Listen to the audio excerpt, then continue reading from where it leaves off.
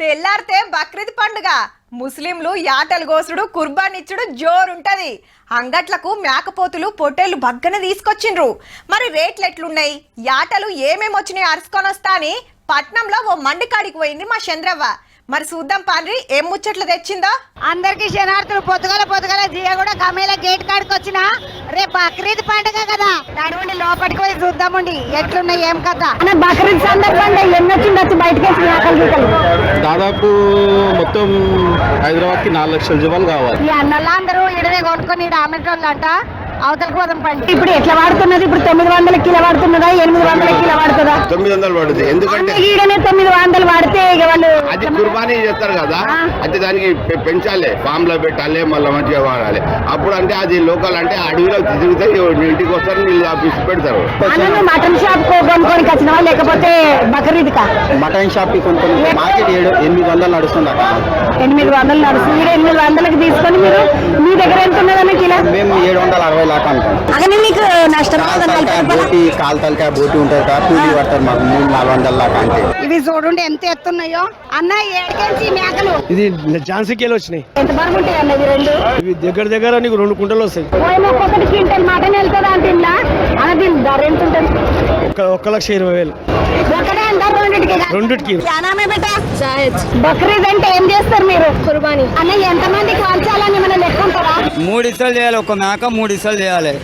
అయితే ఒక్క ఇసం మనది, ఒక్క ఇసం మన చుట్టాలది, ఒక్క ఇసం గరీబులు మనకంటే పేదోళ్ళు తీయాలి. ఈ వ్యాపారం ఎట్లా నడుస్తుంది అన్న ధర? 25, 28, 30, 35, 12, 11,000 అయితే ఆటనే లేదు.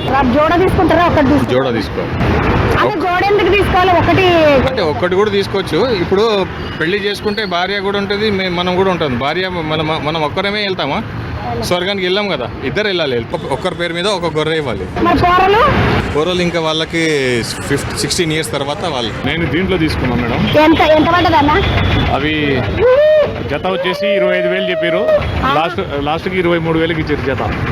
రీజనబుల్ రేట్ ఉంది, విలేజ్ రేట్ ఉంది. ఇదైతే సాధారణ దున్నపోతులను ఎట్లా అందంగా తయారు చేస్తారో అగో అట్లా ముద్దుగా గొర్రెలను తయారు చేసిండ్రు, మేకలను తయారు చేసిండ్రు. దీనికి చూడుండే మా బెల్ట్ గిల్ట్ వేసి ముద్దుగా సోగ్గా తయారు చేసిండ్రు. భయ్యా ये कितने रेट का? मैडम ये 65,000 का है एक। इसका वेट कितना? वेट 80-85 kgs आता मैडम लाइफ. ये 7 కిలోలు ఉన్నదా అంటే ఇది?